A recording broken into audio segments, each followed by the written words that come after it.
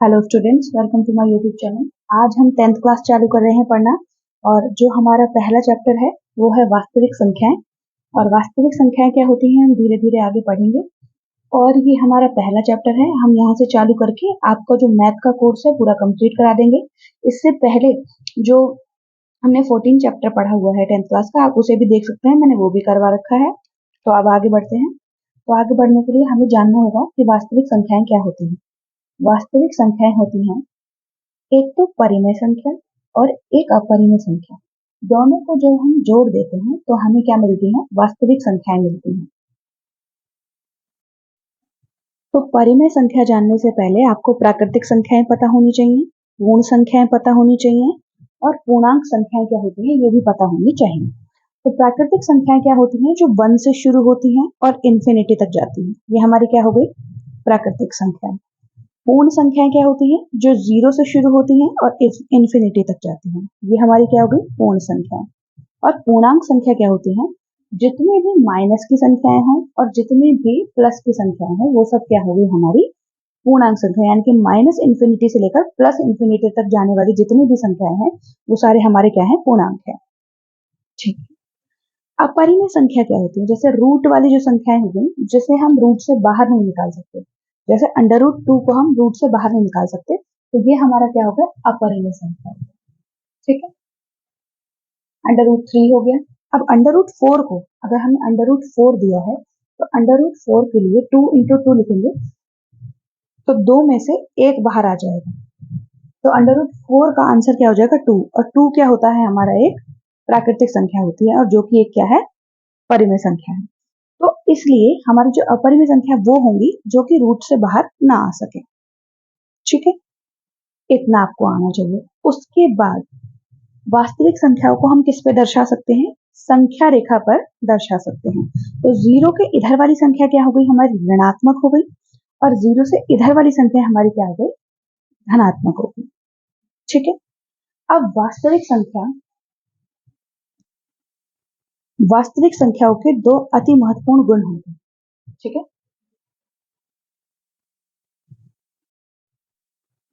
तो एक गुण होता है यूक्लिड विभाजक एल्गोरिथम। इसको हमें पढ़ने की जरूरत नहीं है क्योंकि ये हमारे सिलेबस से हट चुका है। हमें पढ़ना है अंक गणित की आधारभूत प्रमेय, ये पढ़ना है, ये हमारे सिलेबस में। तो प्रमेय नंबर जो 1.1 है उसमें हमें दिया है प्रत्येक भाज्य संख्या को अभाज्य संख्याओं के एक गुणनफल के रूप में व्यक्त किया जा सकता है। यह गुणनखंड अभाज्य गुणनखंडों के आधार के आने वाले क्रम के बिना अद्वितीय होते हैं। अब ये हमें कहना क्या चाह रहा है, हमें ये समझना है। जैसे हमने कोई संख्या ली 50, तो 50 को अगर हम एलसीएम निकालना चाहेंगे तो एलसीएम हमारा क्या बनेगा? 2 इंटू 5 और 5 इंटू 5, यानी कि 2 इंटू 5 की पावर 2। ठीक है। और अगर हम 210 का निकालें अभाज्य गुणनखंड, अभाज्य गुणनखंड क्या होते हैं? जितनी भी हमारी अभाज्य संख्या हो गई जो कि सिर्फ खुद के टेबल में आए और 1 के टेबल में आए, तो वो हमारे क्या हो गए? अभाज्य गुणनखंड हो गए। तो 210 का जो अभाज्य गुणनखंड होगा वो होगा 2 इंटू 3 इंटू 5 इंटू 7, या इसे उल्टा भी कर सकते हैं 7 इंटू 3 इंटू 5 इंटू, मतलब संख्या आगे पीछे हो सकती है पर जो अंक है वो सेम रहेंगे। ठीक है। भाज्य संख्या क्या होती है आप ये जान लीजिए। भाज्य संख्या हो गई हमारी जो खुद के टेबल में भी आएंगी और मतलब 2 से ज्यादा अधिक टेबलों में जो आती हैं संख्याएं, जैसे 4 हो गई, 1 के टेबल में भी आएगा, 2 के टेबल में भी आएगा, 4 के टेबल में भी आएगा, तो 2 से अधिक हो गया। 6 क्या हो गया? 2 के टेबल में भी आएगा, 3 के टेबल में भी आएगा, 1 के टेबल में भी आएगा, 6 के टेबल में भी आएगा। तो ये संख्याएं हमारी क्या हो गई? भाज्य संख्याएं हो गई। और अभाज्य संख्या क्या हो गई? जो खुद के टेबल में आ रही है और 1 के टेबल में आ रही है। ठीक है, इतना आपको समझ में आ गया होगा। आगे बढ़ते अंक गणित के आधारभूत प्रमेय में एचसीएफ व एलसीएम ज्ञात करना होता है। एचसीएफ क्या होता है आप पहले ये जान लीजिए। संख्याओं में प्रत्येक उभयनिष्ठ, उभयनिष्ठ का मतलब होता है कॉमन मिलना, यानी कि अगर हम 6 और 20 का अगर एलसीएम करेंगे तो दोनों में कॉमन क्या है? 2 इधर भी आ रहा है और 2 इधर भी आ रहा है, तो उभयनिष्ठ हो गया, यानी कि कॉमन हो गया। तो कॉमन क्या हो गया? 2। तो एचसीएफ क्या हो जाएगा? 6 और 20 का 2 हो जाएगा। बहुत ही सिंपल है, अगर आप ध्यान से समझेंगे तो आपको जरूर समझ में आएगा। ठीक है। और एलसीएम क्या होता है? संख्याओं में प्रत्येक अभाज्य गुणनखंड की सबसे बड़ी घात का गुणनफल। अब जैसे हमने यहाँ पर क्या किया, 6 और 20 का एलसीएम दिया, तो इसमें जो कॉमन आ रहा था वो हमने ले लिया, तो वो हमारा क्या हो गया, HCF हो गया। लेकिन अगर हम 6 और 20 का एलसीएम ले, दोनों का अगर हमने ये लिया एलसीएम, तो 6 का क्या हो गया, 2 इंटू 3 हो गया, और 20 का क्या हो गया, 2 का स्क्वायर इंटू 5, यानी कि 2 जो है 2 बार आ रहा है, तो यानी कि 2 की पावर 2 हो जाएगा, और 5 1 बार आ रहा है, तो इंटू 5 हो जाएगा। और 6 और 20 का एलसीएम क्या होगा, जो हमें सबसे बड़ी घात है वो लेनी है। तो 2 की सबसे बड़ी घात क्या है, 2 की पावर 2 इंटू 3 की पावर 1 इंटू 5 की पावर 1। हमें तीनों में से सबसे बड़ी घातें जो हैं बस वही लेनी है, ये हमें याद रखना है। ठीक है, आगे बढ़ते हैं। अब हमें क्या दिया है, HCF तथा LCF में संबंध क्या है। किन्हीं दो धनात्मक पूर्णांकों a और b के लिए HCF a, b into LCM a, b बराबर a इंटू b, ये हमारा एक सूत्र है जो आपको याद होना चाहिए, ये हमारे काम आएगा। ठीक है, आगे बढ़ते हैं। तो अब हमें क्या दिया है कि 6 इंटू बी, हमारे धनात्मक पूर्णांक क्या है, 6 और 20। ठीक है, a और b हमारा क्या है, 6 और 20। ठीक है, का एलसीएम हमें दे रखा है 60 है, तो 6, 20 का HCF क्या होगा, ये हमें निकालना है। ये हमारा फॉर्मूला था, HCF इंटू एलसीएम बराबर a into B. a into B क्या है, 6 इंटू 20, एलसीएम क्या दे रखा है, 60 दे रखा है, इंटू HCF का HCF हम यहीं छोड़ देंगे क्योंकि वो हमें निकालना है। HCF लिख लेंगे बराबर 6 इंटू 20, ये इधर इंटू में इधर आएगा तो डिवाइड में, 1 0 से 1 0, 6 से 6 कट गया, 2 हमारा क्या आ गया, HCF। ठीक है, और यही हमारा आंसर भी था। अभी अगर हमने यहाँ देखा हो HCF निकाला था तो भी हमारा आंसर क्या आ रहा था, 2 ही आ रहा था, और यहाँ पर हमने फॉर्मूले से निकाला है तो भी हमारा आंसर 2 ही आता है। तो HCF क्या हो गया, 20 हो गया। ठीक है, आगे बढ़ते हैं। प्रमेय 1.2, मान लीजिए P एक अभाज्य संख्या है। अभाज्य संख्या यानी कि 2, 5, 3, 7। यदि P, a का स्क्वायर को विभाजित करती है तो P, a को भी विभाजित करेगी। कहने का मतलब ये है, जैसे हमें दिया है जहां a एक धनात्मक पूर्णांक है, हमें पहले क्वेश्चन पढ़ लेते हैं फिर मैं आपको समझाती हूँ। ठीक है, √2, √3 और √5 एक क्या है, अपरिमेय संख्या। ये हमारा प्रमेय 1.2 है। दिया क्या है, P, a का स्क्वायर को विभाजित करता है, ये हमें दे रखा है यहाँ पर। ठीक है, माना P बराबर 2 है, जो कि एक अभाज्य संख्या है। यहाँ पर हमें उसने बोला था कि P एक क्या है, अभाज्य संख्या। ठीक है, तो हमने क्या माना, P को 2 मान लिया, 2 भी एक अभाज्य संख्या है तो 2 मान लिया, और A को हमने मान लिया 6। तो अगर 6 के हम गुणनफल करें यानी कि एलसीएम करें, तो 2 से काटेंगे 3 बार में, 3 से काटेंगे 1 बार, तो यानी कि 2 इंटू 3 हमारा क्या आ गया, 6 के अभाज्य गुणनखंड आ गए। ठीक है, तो A का स्क्वायर अगर A हमने 6 माना है तो A का स्क्वायर क्या होगा, 6 का स्क्वायर क्या हो जाएगा, 36। इसको हम कैसे लिख सकते हैं, 6 इंटू 6, और 6 के गुणनफल हमने क्या लिखे थे, 2 इंटू 3, और इस वाले 6 के भी 2 इंटू 3 बराबर क्या हो जाएगा, 36 हो जाएगा। ठीक, हमें बोल रहा है कि A का स्क्वायर को P विभाजित करता है, तो हम अगर 36 ले लें और P की जगह पे 2 हमने माना था तो वो ले लें। इसके गुणनखंड हमने क्या करे थे, 2 इंटू 3 इंटू 2 इंटू 3 लिख लिए, 2 से 2 कट गया, 3 इंटू 2 6, और 6 इंटू 3 18। ये हमारा क्या हो रहा है, विभाजित हो रहा है। और उसने बोला था तो P A को भी विभाजित करेगा। अब आप एक चीज देखिए, जो हमने 6 लिया था, A हमने क्या लिया था, 6 लिया था, उसका गुणनखंड क्या था, 2 इंटू 3 था, और जो हमने इसका स्क्वायर किया, तो इसका स्क्वायर अगर 36 है और A हमारा 6 है, तो उसके जो गुणनखंड होंगे वही गुणनखंड हमारे स्क्वायर के भी होंगे, बस डबल हो जाएंगे। कोई भी अगर आप 4 ले लेते, ठीक है, 4 का स्क्वायर क्या हो जाता, 16। इसके गुणनखंड क्या जाते हैं, 2 इंटू 2, और इसके गुणनखंड क्या हो जाते हैं, 2 इंटू 2, 2 इंटू 2। तो इसमें भी वही गुणनखंड आते और इसमें भी वही गुणनखंड आते, सेम संख्या आती। तो अगर स्क्वायर को ये डिवाइड कर रहा है तो ए को भी क्या करेगा, डिवाइड करेगा। समझ में आया। उसके बाद हमने क्या करा, माना, अब अभी आपको मैं और समझा देती हूँ। माना ए बराबर है P1 into P2 into P3 dot dot dot Pn तक, हम इसे Pn तक ले जाते हैं। हम एक संख्या मान रहे हैं P1 P2 P3, ठीक है। जैसे P हमारा क्या था, 2 था, ठीक है। तो 2 इंटू आगे हम करते रहेंगे, जहां P1 into P2 into P3 comma dot dot Pn अभाज्य संख्या है तथा Pa का स्क्वायर का एक गुणनखंड है। यह हमें पहले से पता है। हमने यहां देखा था P हमारा क्या था, 2 था, जो कि A का एक गुणनखंड था 2 इंटू 3, तो 2 हमारा क्या है, 6 का एक गुणनखंड है, ठीक है। ये बात भी ठीक है, हमें दिया हुआ है। उसके बाद A का स्क्वायर बराबर हो जाएगा P into P2 into P3। अब ये हमारी अभाज्य संख्या है, तो हमारा 6 का जो गुणनखंड निकला है 2 इंटू 3 निकला है, तो 2 भी हमारा क्या है, अभाज्य संख्या है, और 3 भी हमारा क्या है, अभाज्य संख्या है, तो ये हमारा ठीक है। ओके, A का स्क्वायर है, तो अगर हम इसका P जो हमने माना है उसका भी स्क्वायर कर दे तो वो A के स्क्वायर के बराबर हो जाएगा। यही कर रहे हैं ना, हम इसको तोड़ ही तो रहे हैं, 6 को तोड़ रहे हैं 2 इंटू 3 में, और A स्क्वायर हमारा क्या हो जाएगा, P1 into P2 into P3 dot dot Pn तक जाएंगे हम, और उसका स्क्वायर कर देंगे तो हमारा क्या हो जाएगा, A स्क्वायर के बराबर हो जाएगा, ठीक है।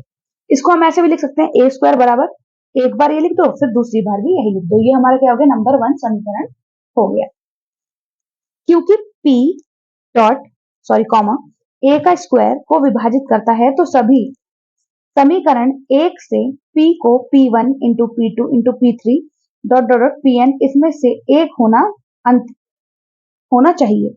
अंततः P A का स्क्वायर को विभाजित करता है, तो P A को भी विभाजित करेगा। कहने का मतलब वही है कि अगर P हमारा 2 है और A हमारा 6 है, 6 के गुणनखंड 2 इंटू 3 होते हैं, तो अगर 2 से 6 डिवाइड हो रहा है, सॉरी अगर 6 का स्क्वायर 2 से डिवाइड हो रहा है, जो कि हमने यहाँ किया है, हो रहा है, तो फिर जो हमारा A है वो भी P से डिवाइड होगा। यही हमें साबित करना था और ये हम साबित कर चुके हैं कि हमने माना, ठीक है। इतना सा है, ये आपको परिमेय पेपर में करने के लिए आती है, तो ये आप अच्छे से समझ लीजिए। अगर आपको एक बार में समझ में ना आए तो आप 2 बार भी देख सकते हैं। परिमेय नंबर 1.3, सिद्ध कीजिए अंडर रूट 2 एक अपरिमेय संख्या है। माना अंडर रूट 2 एक परिमेय संख्या है। हम क्या कर रहे हैं, मान रहे हैं, उसने हमें सिद्ध करने के लिए बोला है कि ये एक अपरिमेय संख्या है, पर हम क्या कर रहे हैं, पहले इसे मान लेते हैं ये एक परिमेय संख्या है। तो परिमेय संख्या होने के लिए क्या होगा, P बाय Q के फॉर्म में इसे होना चाहिए। तो हमने P बाय Q को क्या लिख लिया है, A बाय B हमने मान लिया है, जहां A कॉमा B सह अभाज्य संख्या है। सह अभाज्य संख्याओं का मतलब होता है कि उन दोनों के गुणनखंड में कॉमन कुछ नहीं होना चाहिए, 1 के अलावा, सिर्फ और सिर्फ 1 कॉमन होना चाहिए, उसके अलावा कुछ भी कॉमन नहीं होना चाहिए। तो 8 और 5 हमारे क्या हो गए, सहअभाज्य संख्या हो गई। ये मैंने आपको एक एग्जांपल के रूप में समझाया है। तो हमारे 8 का जो गुणनखंड होगा 2 इंटू 2 इंटू 2 इंटू 2 होगा, और 5 का जो गुणनखंड होगा 5 इंटू 1 होगा, ठीक है। तो ये हमारे क्या हो गए, सहअभाज्य हो गए। अब अंडर रूट हटाने के लिए हमने क्या किया, दोनों तरफ वर्ग कर दिया। तो अंडर रूट 2 का वर्ग बराबर A अपॉन B का होल स्क्वायर, इससे ही कट जाएगा, हमारा स्क्वायर से अंडर रूट कट जाता है। यहाँ क्या बचेगा, 2 बराबर A का स्क्वायर अपॉन B का स्क्वायर, ये इधर मल्टीप्लाई हो जाएगा, 2B का स्क्वायर बराबर A का स्क्वायर हमारे पास बच जाएगा। अब हम यहाँ पहुंच गए थे, 2B का स्क्वायर बराबर A का स्क्वायर। अब हम क्या करेंगे, इस 2 को A के नीचे ले जाएंगे, तो B का स्क्वायर बराबर A का स्क्वायर अपॉन 2 हो जाएगा, और हमारा ये समीकरण नंबर 1 हो जाएगा। समीकरण 1 से 2 A का स्क्वायर को विभाजित करता है। हमें क्या दिख रहा है कि 2 जो है A के स्क्वायर को विभाजित करता है, यानी कि डिवाइड करता है, तो 2 जो होगा A को भी विभाजित करेगा। ये हमने परिमेय 1.1 में सीखा था, ठीक है, जो अभी हम साबित करके आए, उसको देख लीजिए आप पहले, फिर ये देखिए तो आपको समझ में आएगा। अब हम क्या करेंगे, मानेंगे A बराबर हो गया 2C के, ये हमने क्या करा, मान लिया। तो समीकरण 1 से, अब ये हमारा समीकरण 1 है, इसमें हम रखेंगे A की वैल्यू 2C, तो B स्क्वायर का B स्क्वायर बराबर A का स्क्वायर यानी कि 2C का स्क्वायर अपॉन 2 है तो 2 लिख दिया। अब 2C का स्क्वायर क्या होगा, 2 का स्क्वायर क्या होगा 4, और C का स्क्वायर क्या होगा, C का स्क्वायर अपॉन 2 का 2, 2 से 4 को काट देंगे 2 बार में, B का स्क्वायर बराबर 2C का स्क्वायर हमारा आ रहा है, और B का स्क्वायर अपॉन 2 बराबर C का स्क्वायर। बी का स्क्वायर अपॉन 2 बराबर सी का स्क्वायर। 2 बी का स्क्वायर को विभाजित करता है। अब 2 क्या है, बी का स्क्वायर को भी विभाजित कर रहा है, तो 2 बी को भी विभाजित करेगा, जो कि विरोधाभास है, क्योंकि हमने क्या करा था, ए और बी जो हमने माने थे यहाँ पर, वो हमने क्या मानी थी, सह अभाज्य संख्या मानी थी, जो कि जो किसी के टेबल में कॉमन नहीं आते। जैसे यहाँ पर हमने 2 लिया था, 2 2 2 2, और यहाँ पर 5 into 1 लिया था, तो इसमें कुछ भी कॉमन नहीं था। तो अगर वो ए को काट रहा है तो फिर वो बी को नहीं काटना चाहिए, जो कि यहाँ पर एक विरोधाभास हो गया है। और यहाँ पे दिखा रहा है कि वो ए को भी काट रहा है, ए को भी काट रहा है, और यहाँ पर वो बी को भी काट रहा है, जो कि एक विरोधाभास है, एक गलत चीज है, क्योंकि ए और बी तो सहअभाज्य संख्या है। अंततः अंडर रूट 2 एक अपरिमेय संख्या है। समझ में आ गया आपको, ये हमने साबित कर दिया है। अब आपको ये कॉपी में उतारना है, एक दो बार करके देखना है, ये आपको एज इट इज आ जाता है पूछने, मतलब पेपर में सॉल्व करने के लिए, तो ये आपको आना चाहिए। ठीक है, आपको एक अंडर रूट 3 वाला भी सॉल्व करके दिखा देती हूँ। उसके बाद अंडर रूट 5 वाला जो है वो हमारी 1.2 की एक्सरसाइज में है, वो हम तब कर लेंगे। और अगर आप घर से खुद से करना चाहें तो आप इसके बाद खुद भी कर सकते हैं। तो उदाहरण 5, सिद्ध कीजिए अंडर रूट 3 एक अपरिमेय संख्या है। अब इसमें भी हम क्या करेंगे, मान लेंगे, माना अंडर रूट 3 एक परिमेय संख्या है, उसका उल्टा मान लेंगे। तो यहाँ पर भी क्या हो जाएगा, अंडर रूट 3 बराबर a बाय बी। तो p बाय q के फॉर्म में परिमेय संख्या होती है, तो हमने उसको क्या कर लिया है, a बाय बी मान लिया है। a और b सहअभाज्य संख्या, यहाँ पर भी हमने क्या मानी है, सहअभाज्य संख्या है, जो कि अलग अलग होती है, जैसे 8 और 5 हो गई, 7 और 2 हो गई, ये हमारी क्या हो गई, सहअभाज्य संख्या। अब अंडर रूट 3 का स्क्वायर दोनों तरफ क्या करेंगे, वर्ग कर देंगे, इधर भी स्क्वायर और इधर भी स्क्वायर, तो ये हो जाएगा, इससे ये हमारा स्क्वायर से अंडर रूट कट जाएगा, 3 बचेगा बराबर a का स्क्वायर और b का स्क्वायर। b का स्क्वायर बराबर हो जाएगा a का स्क्वायर, ये 3 आ जाएगा नीचे, तो ये हमारा हो जाएगा समीकरण नंबर 1। क्योंकि 3 a के स्क्वायर को विभाजित करता है, तो 3 a को भी विभाजित करेगा, ये हमने पहले पढ़ चुका है परिमेय में, तो आप शुरू से क्लास देखिएगा। माना a बराबर है 3c के, अब हमने a को क्या मान लिया, 3c मान लिया। b का स्क्वायर बराबर a का स्क्वायर अपॉन 3 समीकरण 1 में रखने पर, अब इस समीकरण में हम 3c रखेंगे a की वैल्यू को, तो b का स्क्वायर बराबर 3c का स्क्वायर अपॉन 3, 3 का स्क्वायर हो जाएगा 9 और c का स्क्वायर हो जाएगा c का स्क्वायर अपॉन 3, 3 से 9 को काटेंगे तो क्या बचेगा, 3 बचेगा, तो b का स्क्वायर बराबर 3c का स्क्वायर। अब इधर c का स्क्वायर छोड़ देंगे, ये 3 आ जाएगा डिवाइड में, तो b का स्क्वायर अपॉन 3। अब जैसा कि यहाँ पर हमने माना था कि a और b क्या है, सहअभाज्य संख्या है, तो 3 को सिर्फ या तो a को ही काटना था या तो सिर्फ b को ही काटना था, और ये हमारा क्या हो रहा है, दोनों को काट रहा है। तो 3b का स्क्वायर को विभाजित करता है तो 3b को भी विभाजित करेगा, जो कि विरोधाभास है, इसलिए a और b को सहअभाज्य संख्या है, अतः अंडर रूट 3 एक अपरिमेय संख्या। तो ये भी हमारा प्रूफ हो गया। ये हमारी क्लास थी इंट्रोडक्शन क्लास, इसके बाद हमारा 1.1 आएगा, उसके बाद 1.2 आएगा, और ये एक्सरसाइज हमारी खत्म हो जाएगी। तो अगर आपको क्लासेस पसंद आ रही हैं तो चैनल पर बने रहें, चैनल को सब्सक्राइब करें, लाइक करें, शेयर करें। Thank you very much.